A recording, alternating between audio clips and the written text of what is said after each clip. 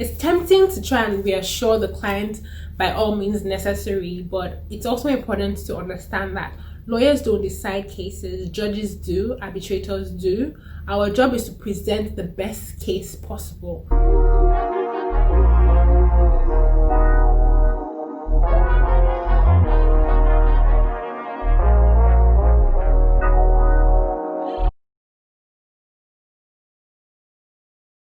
Light-hearted, we're Netflixing and chilling. We're going to be reacting to the movie The Arbitration. It's a Nigerian movie. It was released in 2016. You can find it up on Netflix. Some of your faves are in it, like Osi, Adesua, Somkele. So I'm excited to be reviewing this movie. Let's get into the movie.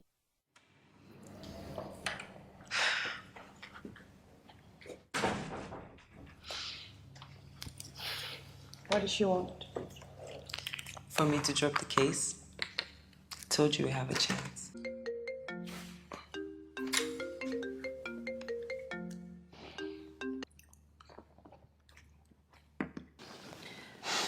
And yet you felt that she used her specialness to manipulate you, right? And this wouldn't be the first time now, would it? No, it's not. Mr. Sunny, tell us how you and Dara met.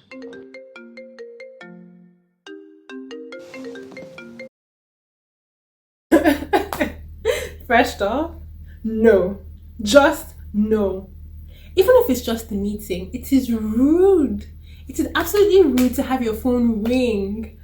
Put it on silent and then you rang twice. The arbitrator should have said something, okay? It's not a formal process, but even in a meeting, do you understand? It's just proper for you to put your phone on silent. This respondent is acting inappropriately. I don't really dig the behavior. In court, the judge will probably send you out or not hear your case. Like, that's something courts and judges take very seriously. But again, it's not a very formal setting in arbitration, so slide. Also, dropping the case, yeah, it might mean that the party is scared, but it doesn't mean that you're going to win the case.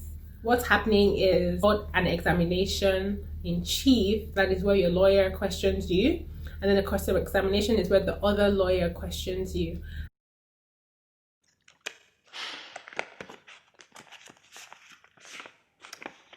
Please read the quote from the GT Bank IT head. I haven't seen that document.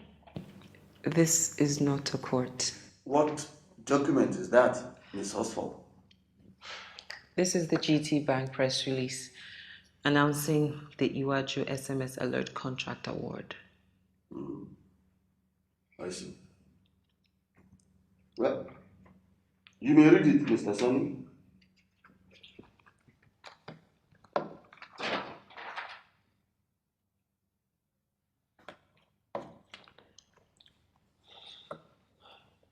A little odd. Documents usually would be given ahead of time. The other party would have seen it, the arbitrator would have it on record. And so introducing something this important and new at this stage is not something that would be done. I don't see how this is fair hearing. Fair hearing is very important when it comes to legal proceedings, and arbitration is legal. There's a law that governs it, and the rules of fair hearing do apply. It is guaranteed under the Constitution. So showing me a document and trying to play a fast one on me is not something that I will let slide. The lawyer should object formally, and there should be a hearing on the objection. The arbitrator should actually rule to admit or not to admit this evidence. Usually, either a recess will be called or something. It won't just slide like that.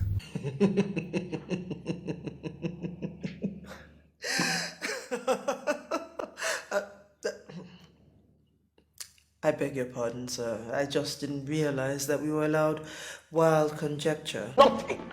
How dare you? Please do not address my client. Objection, Mr. Bucknell.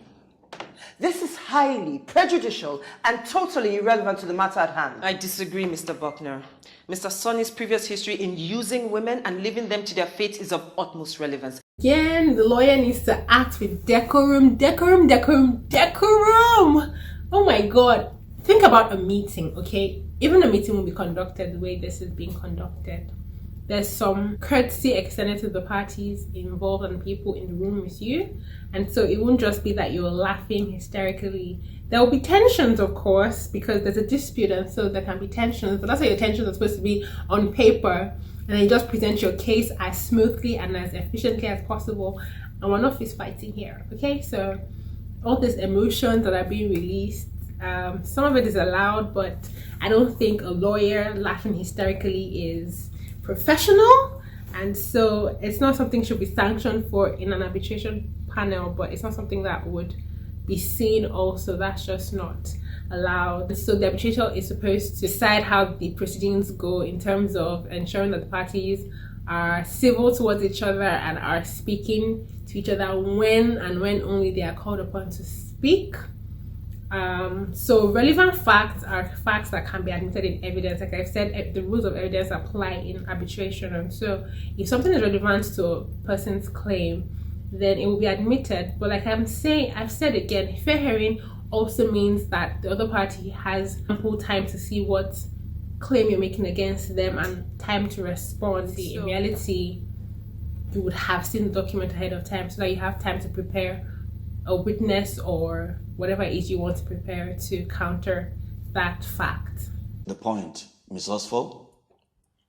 I will not take the information about Ms. Nwachukwu for consideration in my judgment. Do you still have any more questions for Mr. Sonny? No, Mr. Buckner. Witnesses. Thank you. Fair enough. So the examination has been done. There was evidence put forward. There was an objection to that evidence, and then the arbitrator ruled on it. But it would be done in a better manner. Like I said, maybe too many times now. There's some documentation involved, and the party would have responded as to saying this is false. He did rule on it, and he did say he wasn't going to admit it into evidence. Although I don't know why, because if it's relevant, then it should be admitted into evidence.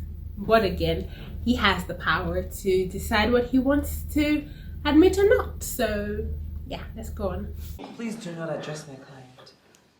20% is more than you deserve after today. 20% is more than 20%? You should talk to your lawyer.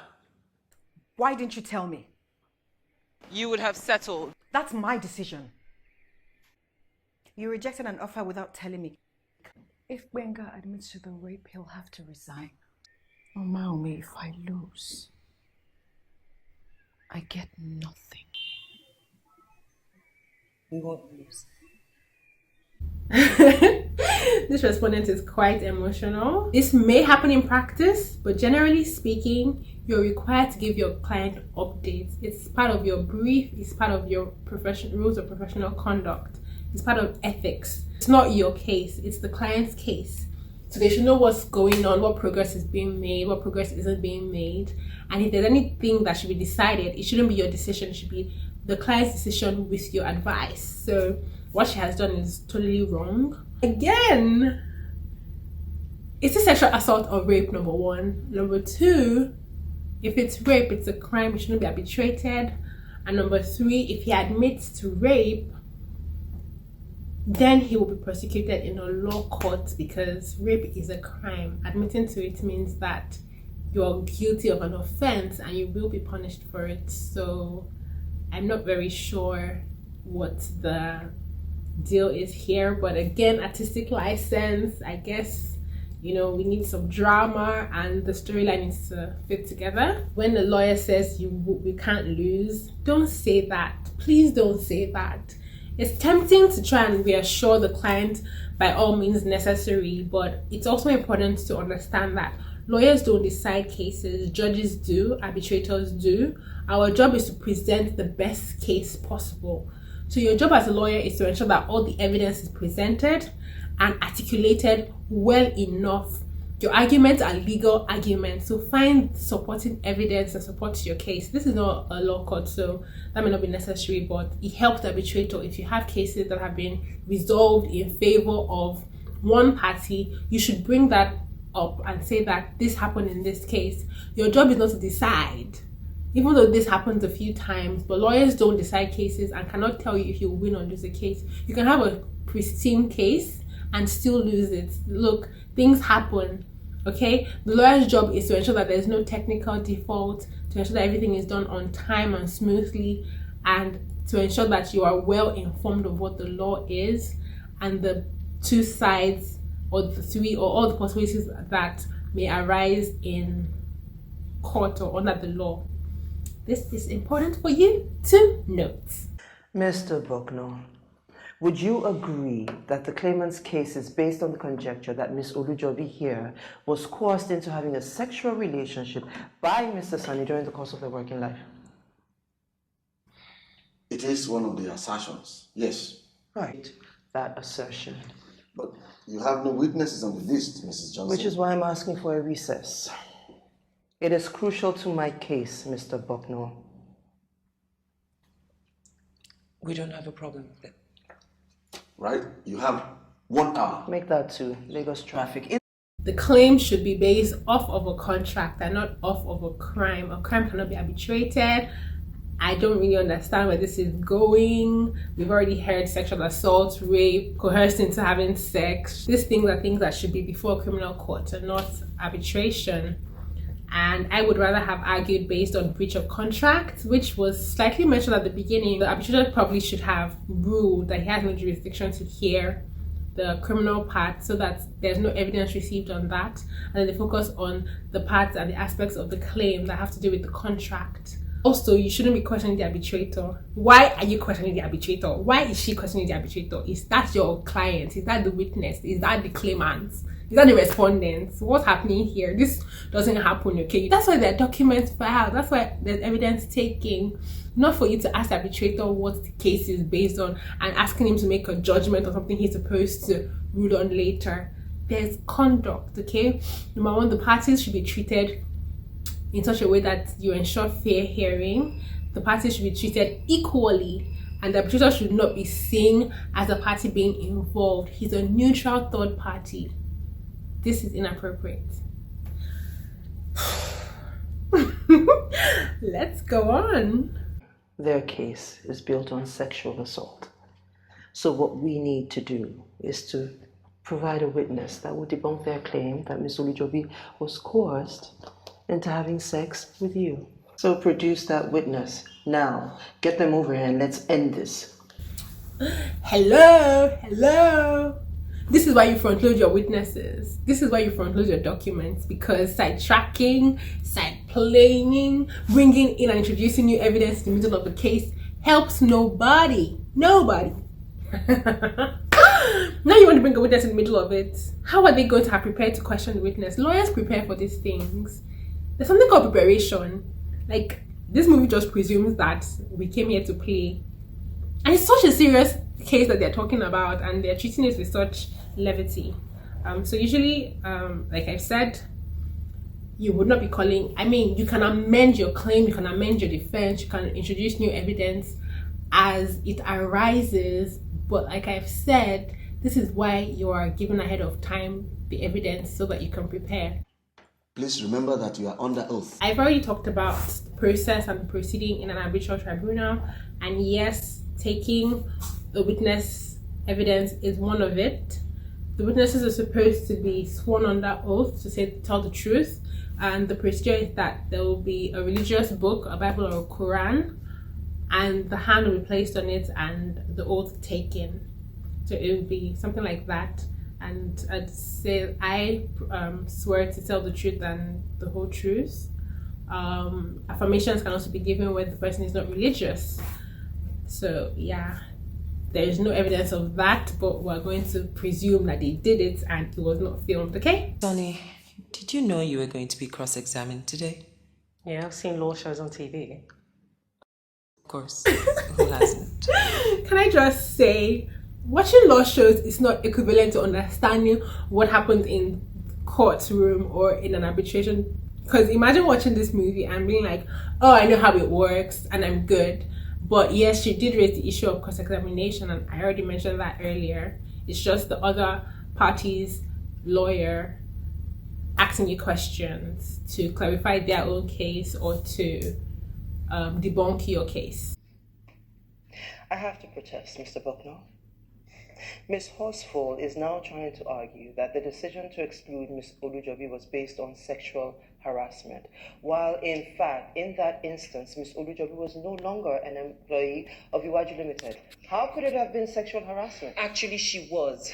As the court and Mr. Buckner have ruled, Ms. Olujobi...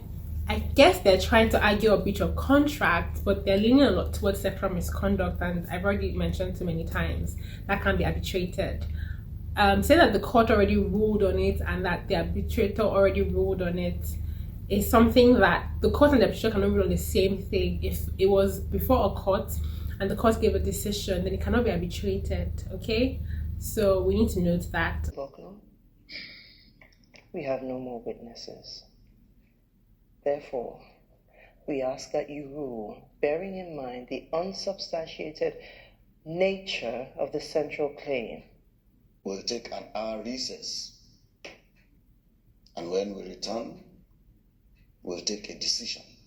The premise of the case is wrong. I've said that so many times. The recess for an hour to make a final arbitral award seems very short to me.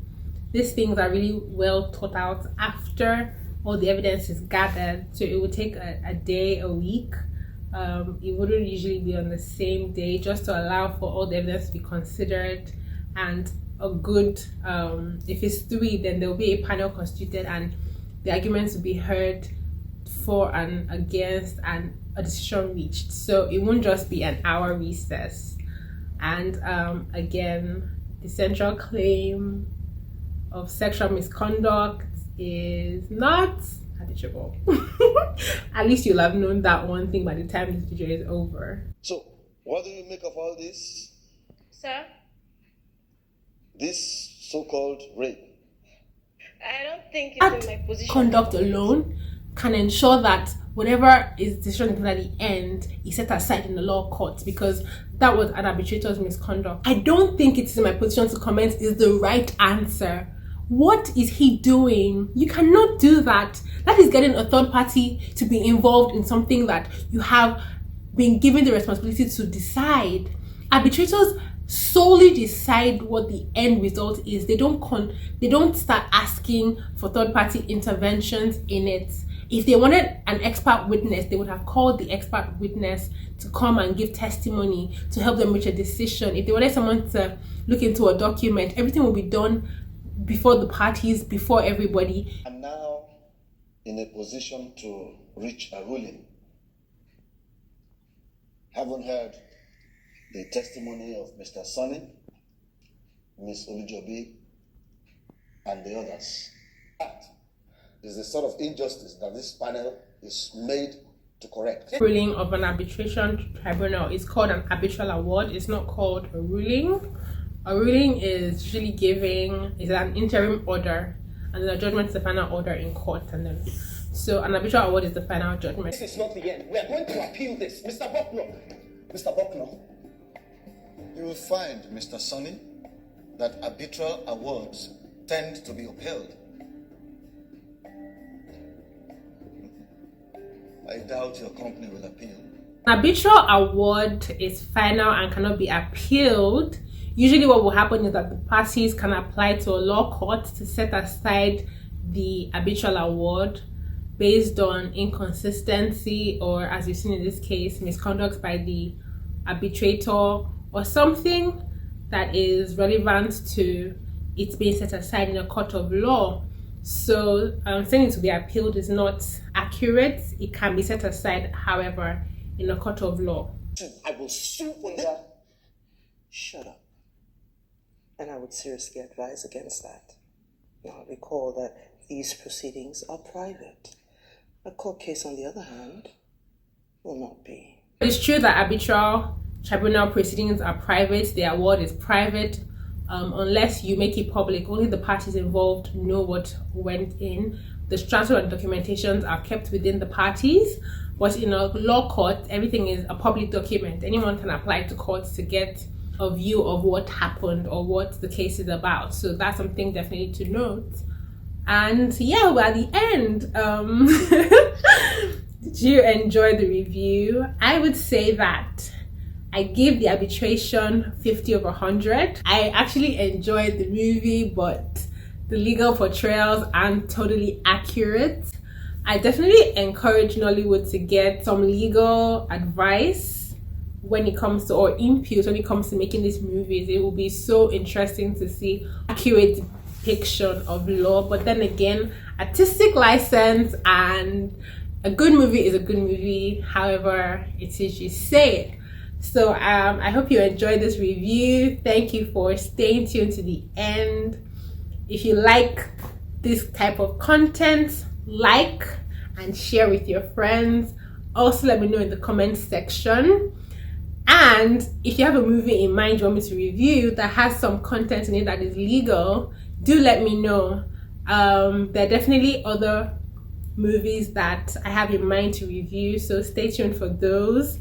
Again, subscribe and join my family. I've used this avenue to give some legal education. I hope it was useful to you and helpful, and most importantly fun. Okay, this is supposed to be a chill and fun segment. See you in my next video, and again, check out my videos, okay, on rape and on arbitration. That will help you understand some of the concepts that were raised in this movie.